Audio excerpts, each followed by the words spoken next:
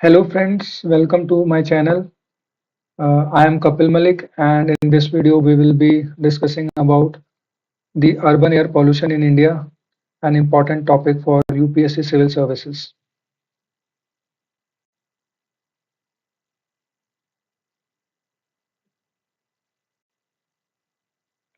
सबसे पहले हम देखेंगे कि हम क्या-क्या सब टॉपिक्स जो है कवर कर सकते हैं अगर कोई क्वेश्चन आता है अर्बन एयर पॉल्यूशन के ऊपर। तो सबसे पहले तो हमें इंट्रोडक्शन ही देना होगा। कोई भी क्वेश्चन अगर आता है मेंस में अ, उसके बाद हम उसके कॉजेस बता सकते हैं, इम्पैक्ट बता सकते हैं, क्या-क्या स्टेप्स लिए हैं to curb the air pollution, what are the challenges, what could be the way ahead, and finally we can write the conclusion.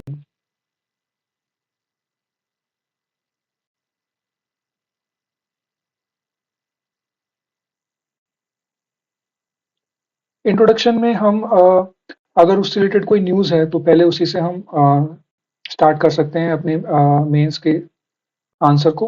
तो न्यूज़ में जो हमारा CAQM है which is also called as the commission for air quality management, जो कि एक statutory body है formed under commission for air quality management act 2021।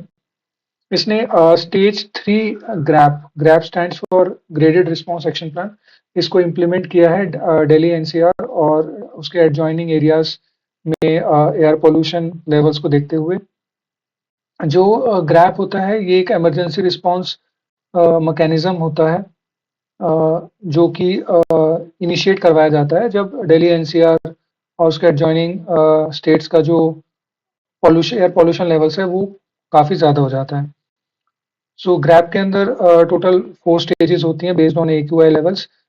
Stage 1 जो है वो पुअर कैटेगरी के लिए रहता है where AQI is from 201 to 300। Stage 2 जो है वेरी पुअर कैटेगरी के लिए AQI 301 से 400।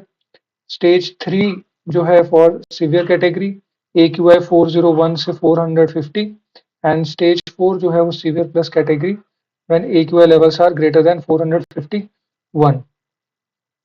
और डिफरेंट डिफरेंट स्टेजेस में ग्रैप के डिफरेंट डिफरेंट एक्टिविटीज रहती है और जो एक्टिविटीज की जो इंटेंसिटी है to curb the air pollution वो भी बढ़ती रहती है एज AQI लेवल्स जो है वो इंक्रीज होते हैं।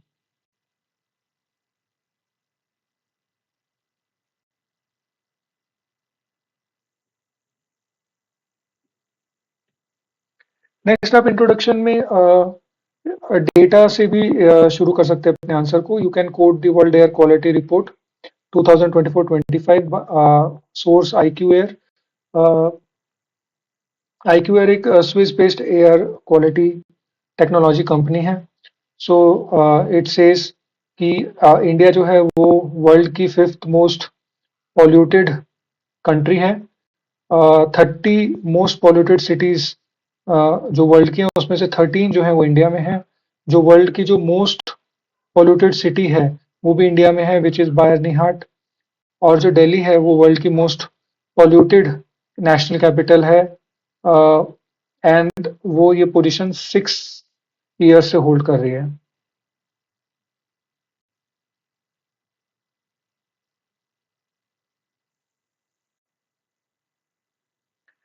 नेक्स्ट आप कॉजेस को डिस्कस कर सकते हैं कि क्या क्या कॉजेज हैं अर्बन एयर पोल्यूशन के। सो फर्स्ट वन आप अर्बन लेआउट बता सकते हैं कि स्ट्रीट कैनियन इफेक्ट है। स्ट्रीट कैनियन इफेक्ट जो सिटीज जो बहुत ही ज़्यादा डेंसली पॉपुलेटेड होती हैं वहाँ पे बड़ी बड़ी बिल्डिंग्स होती हैं। इस तरीके से बड़ी बड़ी बिल्डिंग्स होती हैं और उन बड़ी बड़ी बिल्डिंग्स में बीच में जो स्ट्रीट होती है वो बहुत ही ज़्यादा नैरो होती है। तो उसकी वजह से जो पॉल्यूटेंट्स होते हैं जो पोल्यूशन होता है वो बीच में ही ट्रैप हो जाता है और डिस्पर्स नहीं हो पाता। इसी को स्ट्रीट कैनियन इफेक्ट बोलते हैं। कैनियन बेसिकली एक वैली को बोलते हैं। कैनियन जो है ये एक वैली को बोलते हैं जो कि एक बहुत डीप वैली होती है जिसमें जो माउंटेन्स और हिल्स होती हैं वो बहुत बड़ी होती हैं। इस तरीके से बहुत बड़ी बड़ी हिल्स होती हैं और बीच में जो वैली होती है वो बहुत ही नैरो होती है। रिवर जो जा रही होती है और बीच में वैली, वो बहुत ही नैरो होती है। तो उसी से ये इंस्पायर होकर के इसको स्ट्रीट कैनियन इफेक्ट बोलते हैं। देन सेकंड, इसी में green and blue spaces shrink हो रही हैं। ग्रीन स्पेस मतलब कि प्लांटेशंस, ब्लू स्पेस यानी वाटर बॉडीज। उससे हमारा जो नेचुरल फिल्ट्रेशन है वो रिड्यूस हो रहा है। देन हमारा जो है अनप्लैंड एक्सपेंशन हो रहा है, उसकी वजह से कंट्रीब्यूट हो रहा है। सेकंड, हम फैक्टर जो डिस्कस कर सकते हैं वो है industrial factors. Cement industries, steel industries, chemical industries, brick kilns, refineries, इनकी वजह से एयर पोल्यूशन हो रहा है। इसका एग्जांपल आप दे सकते हैं मुंबई चेंबूर एरिया। और कंस्ट्रक्शन एंड जो डिमोलिशन एक्टिविटीज हम कर रहे हैं उससे भी एयर पोल्यूशन हो रहा है।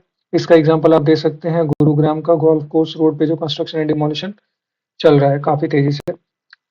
Third factor you can discuss are the meteorological factors, कि विंटर में जो है टेम्परेचर इन्वर्जन रहता है। तो उसकी वजह से जो ग्राउंड है, ग्राउंड के पास जो एयर रहती है इट इज कूलर। और कूलर होने की वजह से ये जो इसमें जो पॉल्यूटेंट्स होते हैं वो अ, ऊपर नहीं जा पाते, because it is air is cooler, cooler air is denser. Wind speeds are lower, so they trap and prevent the dispersion of the pollutants. And we also face dust transport from Thar Desert and the Middle East regions of the world towards the northern area of the country.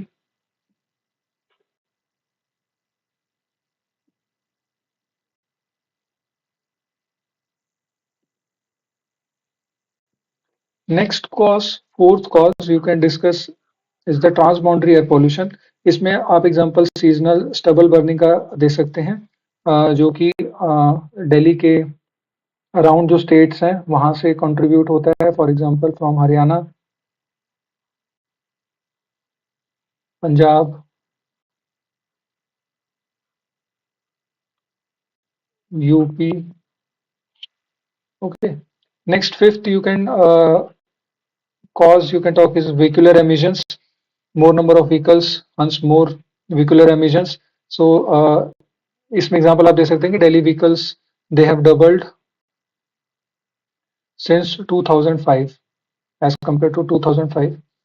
Sixth, you can talk about the other sources of the air pollution like burning firecrackers during Diwali or wedding or other celebrations, landfill fires, open waste burning, and ground level ozone. This ozone forms when NOx and VOCs. VOCs are volatile organic compounds. They react under strong sunlight.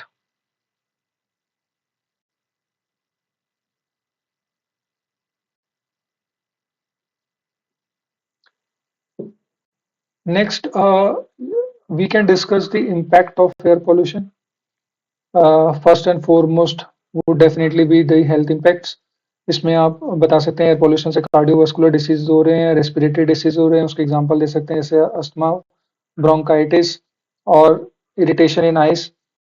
इसमें data भी coat कर सकते हैं कि 15% of the total deaths जो दिल्ली में हुई 2023 में, they are due to air pollution. उसका जो सोर्स है that is centre for research on energy and clean air. Second, आप इकोनॉमिक इम्पैक्ट्स को डिस्कस कर सकते हैं कि एयर पोल्यूशन की वजह से लेबर प्रोडक्टिविटी का लॉस होता है due to illness. Health care expenditure हमारा बढ़ जाता है, हमारे वर्क डेज रिड्यूस हो जाते हैं, स्कूल में एब्सेंटिज्म होता है। और नेट रिजल्ट ये रहता है कि हम 9.5% ऑफ जीडीपी जो है वो लॉस कर रहे हैं एयर पोल्यूशन की वजह से। इसका सोर्स भी आप दे सकते हैं the Lancet countdown on health and climate change report.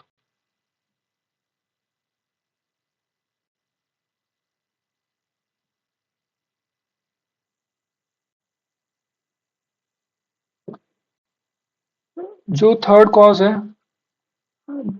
Sorry, third जो इम्पैक्ट है वो हम सोशल इम्पैक्ट डिस्कस कर सकते हैं।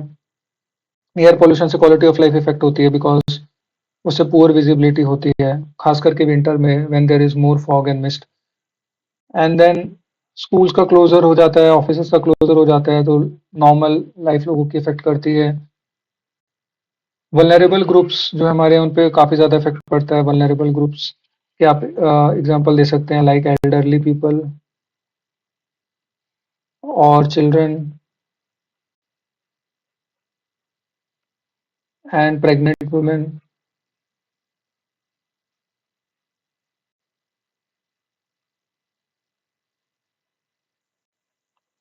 सो इन पे और ज़्यादा इम्पैक्ट होता है। Fourth impact you can discuss are the environmental impacts. इसमें आप बता सकते हैं कि क्लाइमेट चेंज में कंट्रीब्यूशन रहता है, क्योंकि जो ब्लैक कार्बन है और जो ओजोन है, जो कि मैंने अभी बताया कि NOx और वॉलेटाइल ऑर्गेनिक कंपाउंड से फॉर्म होती है, उससे ग्लोबल वार्मिंग होती है। देन एसिड रेन, जो SO2 एंड NOx के जो जब रिएक्शन होता है वाटर वेपर के साथ तो उससे एसिड रेन बनता है। ये एसिड रेन जो है सॉइल को डैमेज करती है, साथ ही साथ ये हमारे ताजमहल और का येलोइंग और सरफेस इरोजन का भी एक कॉज है। तो ये मॉन्यूमेंट्स को भी एसिड रेन हमारे डैमेज कर रही है। एग्रीकल्चर में इसका इफेक्ट ये पड़ता है कि उससे रिड्यूस्ड यील्ड हो जाती है, क्योंकि सॉइल जो है उस पे इसका बैड इफेक्ट पड़ता है।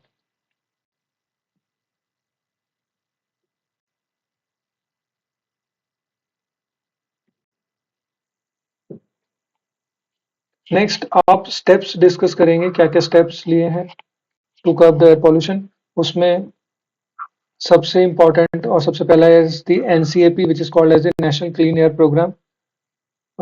जो नेशन वाइड प्रोग्राम है, इसमें हमारा जो टारगेट है वो है कि हम रिड्यूस करेंगे पार्टिकुलेट मैटर का concentration bye 40% by 2026 in 131 cities of India.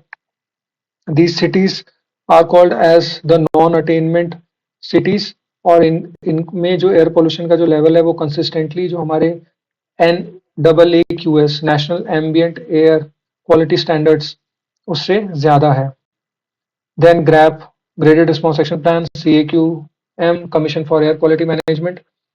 Vehicular emissions में we have gone for RFID, FASTag for toll. Electric mobility के लिए हमारे काफ़ी सारे इनिशिएटिव्स हैं, इसमें आप डिस्कस कर सकते हैं। NEMMP, which is National Electric Mobility Mission Plan. Then we have FAME 2, which is the faster adoption and manufacturing of electric vehicles. EMPS, which is the Electric Mobility Promotion Scheme, and PM E-Drive Scheme. Then BS6 में हम leapfrogged कर गए हैं from 2020 onwards. Earlier we had BS4 and we have directly jumped to BS6 from BS4, and this BS6 has reduced sulfur, so hence lesser air pollution. E20 जो हमारा EBP programme है, which is the ethanol blended petrol programme, उसमें हम petrol का blending कर रहे हैं 20% ethanol. इससे भी हमारा जो एयर पोल्यूशन है वो कंट्रोल हो रहा है, because ethanol is a more cleaner fuel. Next environment compensation charge. जो भी दिल्ली में जो हमारे पॉल्यूटिंग और जो हैवी कमर्शियल व्हीकल्स जब एंटर करते हैं तो उनके ऊपर एक्स्ट्रा चार्ज लगाया जाता है as compensation. Then we have the SATAT initiative which is sustainable alternative towards affordable transportation. ये हमारे कंप्रेस्ड बायोगैस इकोसिस्टम को प्रमोट करता है।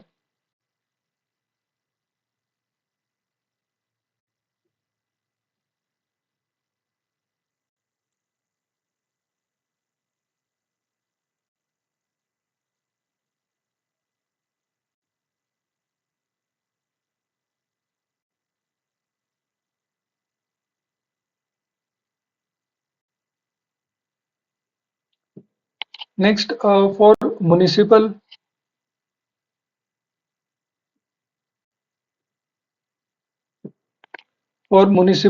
solid waste and construction dust, we have the construction and demolition waste management, and then dust mitigation guidelines to control that.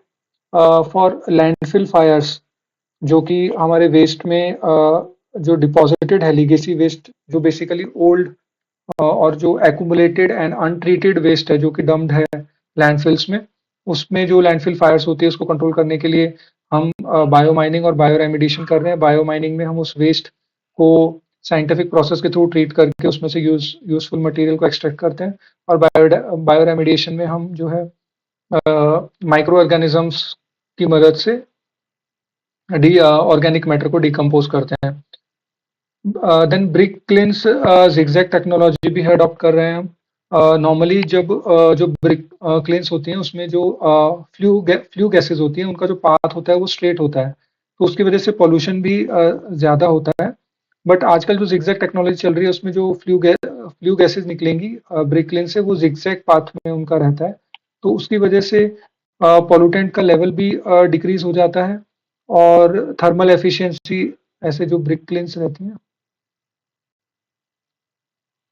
तो उसकी वजह से thermal efficiency भी इंक्रीज होती है, फ्यूल कंजम्पशन कम होता है और पॉल्यूटेंट लेवल भी कंट्रोल होता है। देन हम एयर क्वालिटी का मॉनिटरिंग कर रहे हैं। सो एयर क्वालिटी मॉनिटरिंग के लिए we have the national air quality index हमने लॉन्च किया है 2015 में, जहाँ पे हमने डिफरेंट डिफरेंट AQI लेवल्स को डिफाइन किया है। देन हमारे पास सफर पोर्टल है which stands for system of air quality and weather forecasting and research, जो एयर क्वालिटी अपडेट्स प्रोवाइड करता है। Then we have OCEMS which stands for online continuous emission monitoring system, जो red category की हमारी air polluting industries हैं दिल्ली में, और वहाँ पे हम कॉन्टिन्यूअस मॉनिटरिंग कर रहे हैं एमिशंस का।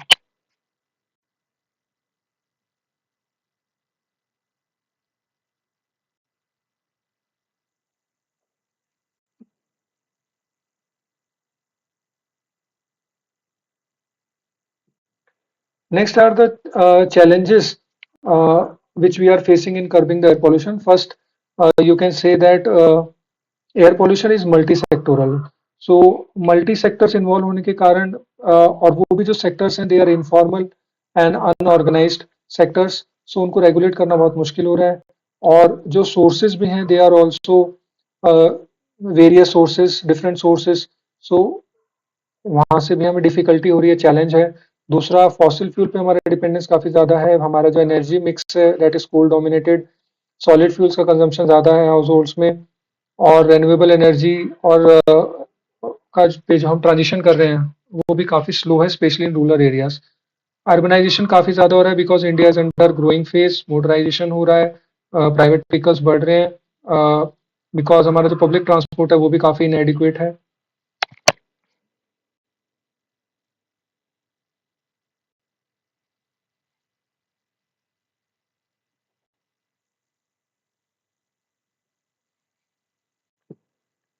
फोर्थ है हमारे जो पॉलिसी और गवर्नेंस चैलेंजेस है जो हम फेस कर रहे हैं। सबसे पहले ट्रांसबाउंडरी एयर पोल्यूशन के लिए हम जो सिटी बेसिकली जो सिटी प्लान्स बना रहे हैं under national air clean programme, they are operating as individual. So one, ये सिटी है एक और ये एक दूसरी सिटी है, तो इनके जो एयर पोल्यूशन है तो ये इंडिविजुअली अपना टैकल करने की कोशिश कर रहे हैं।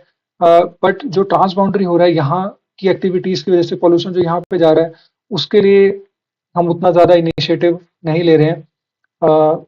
नेक्स्ट, मल्टीपल एजेंसीज इन्वॉल्व हैं एयर पोल्यूशन में। We have the central pollution control board, state pollution control board, then we have the central government, state government.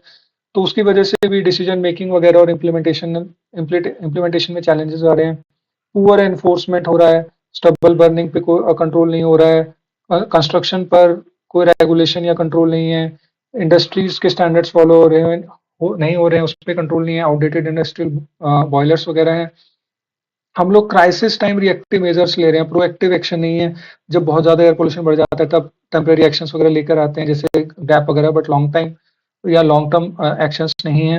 Next, public awareness भी कम है, लोगों को उतना ज़्यादा क्रॉनिक हेल्थ इफेक्ट्स के बारे में पता नहीं है एयर पोल्यूशन के।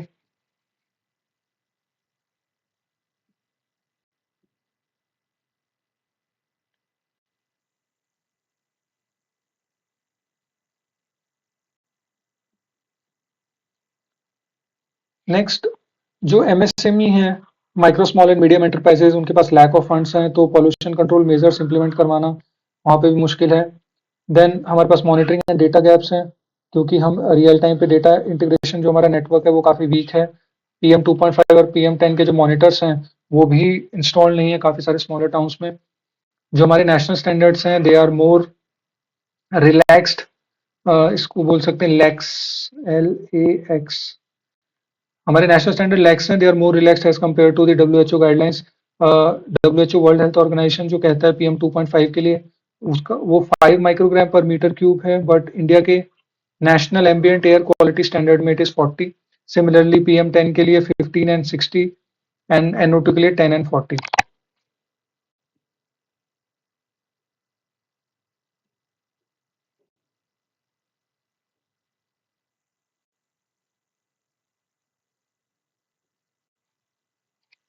Next, what could be the way ahead for air pollution.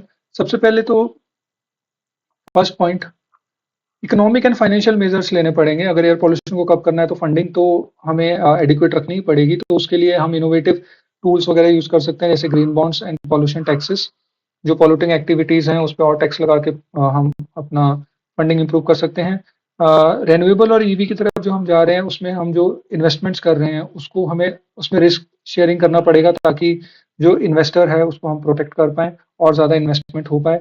Second, जो ट्रांस बाउंड्री स्टबल बर्निंग की वजह से जो पॉल्यूशन हो रहा है उसमें जो हमारा PSC पार्लियामेंट स्टैंडिंग कमेटी की जो रिकमेंडेशंस हैं उसको हम लगा सकते हैं। इसमें इसने रिकमेंड किया है कि हम एक यूनिफाइड नेशनल पॉलिसी बनाएं और एग्रीकल्चरल जो रेसिड्यू है स्टबल, उसको बायो एनर्जी में कैसे कन्वर्ट कर सकते हैं उसको हम देखें, इंटीग्रेट करें। MSP को लेके आए स्टबल के लिए, कि अगर मिनिमम सपोर्ट प्राइस, कि अगर फार्मर्स को सेल करना चाहता है तो उसको कुछ गारंटीड प्राइस है मिल पाए। क्रॉप एक्रिएज की हम रियल टाइम मैपिंग करें, ताकि हमें डिस्ट्रिक्ट वाइज क्रॉप यील्ड्स पता चल सके और हम डिसीजन मेकिंग को फास्टर कर सकें और डेटा ओरिएंटेड कर सकें। थर्ड थिंग, टेक्नोलॉजी को हमें यहाँ पे लेके आना पड़ेगा। आर्टिफिशियल इंटेलिजेंस, मशीन लर्निंग से हम पोल्यूशन को और उसके सर्जिस को प्रिडिक्ट कर पाएं, उसके रियल टाइम सोर्सेज को प्रिडिक्ट कर पाएं। R&D में इन्वेस्ट करना पड़ेगा, क्लीन टेक्नोलॉजीज में इन्वेस्ट करना पड़ेगा, खास करके जो इंडिजिनस है।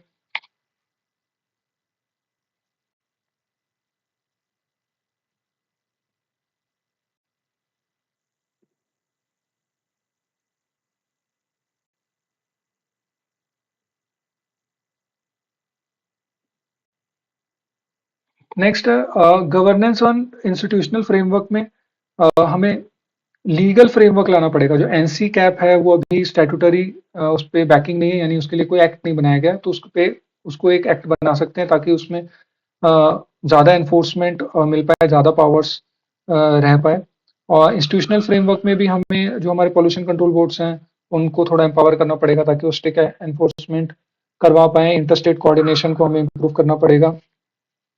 एयर शेड बेस्ड प्लानिंग करनी पड़ेगी। इसमें हम समझ लेते हैं एयर शेड क्या होता है। सबसे पहले तो जो हमारा एयर पोल्यूशन होता है वो जो है डिस्पर्स होता है, जो पोल्यूटेंट्स होते हैं डिस्पर्स होते हैं, वो मिक्स होते हैं due to this similar meteorological conditions. So जो हमारा एयर पोल्यूशन है वो एक रीजन से दूसरे रीजन मूव करता रहता है, जो सिमिलर मेटेरोलॉजिकल कंडीशंस के हिसाब से। तो वो एक टोटल जो है वो एक एयर शेड बन जाता है। तो जैसे जिस तरीके से हमारी पूरा एक रिवर जो है मूव करती है पूरा, उसी तरीके से हमारा जो पोल्यूशन है वो भी मूव करता है, और किस तरीके से मूव कर रहा है उसको एयर शेड बोलते हैं। और एयर शेड बेस्ड प्लानिंग में हम जो हमारी प्लानिंग है वो इस तरीके से करते हैं कि हमारी एयर कैसे मूव कर रही है, rather than by border, not by borders, कि हम हरियाणा के लिए अलग कर रहे हैं या दिल्ली के लिए अलग कर रहे हैं। हम एक कंबाइंड प्लानिंग करते हैं, एयर शेड प्लानिंग करते हैं, ये देख कर कि पॉल्यूटेंट कैसे मूव कर रहा है, किस रीजन से पॉल्यूटेंट किस रीजन तक जा रहा है और कैसे जा रहा है, उसके लिए प्लानिंग करते हैं। इंटरस्टेट कोऑर्डिनेशन में कोऑर्डिनेटेड एक्शन को हमें प्रमोट करना पड़ेगा सेंटर और स्टेट का। हम रीजनल क्लीन एयर काउंसिल्स बना सकते हैं, जो अपने अपने रीजन्स की एयर पोल्यूशन को प्रिवेंट करेंगे, कंट्रोल करेंगे। हमें लॉन्ग टर्म प्लानिंग की तरफ जाना पड़ेगा, rather than the crisis triggers like grab and all. Sustainable mobility को प्रमोट करना पड़ेगा, साइकिलिंग इंफ्रास्ट्रक्चर वगैरह को प्रमोट करना पड़ेगा, बिहेवियरल चेंज लेके आना पड़ेगा, पब्लिक पार्टिसिपेशन करना पड़ेगा, अवेयरनेस कैंपेन्स करने पड़ेंगे। अ, लोगों से सिटीजन रिपोर्टिंग, कि लोग रिपोर्ट करें जहां पे उनको लग रहा है कि पोल्यूशन हो रहा है, कोई लैंडफिल फायर है या कहीं पे वेस्ट डंप्ड है, तो उसको वो रिपोर्ट करें, सिटीजन रिपोर्टिंग हो पाए, कम्युनिटी को हमें एंगेज कर पाएं, लोगों के लाइफस्टाइल चेंजेस को हम चेंज कर पाएं। Next.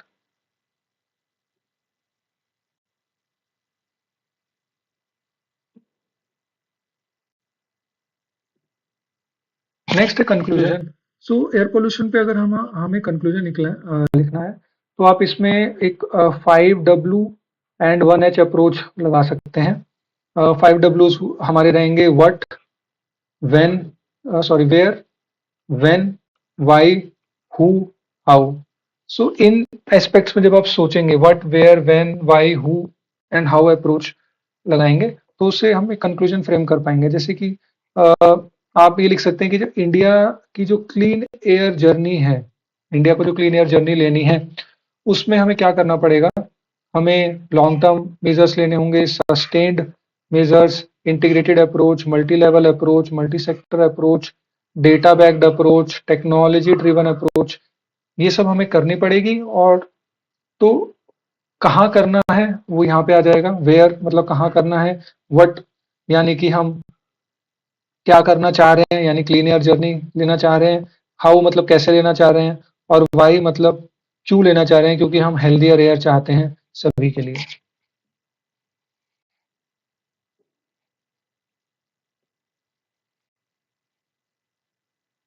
So thank you friends.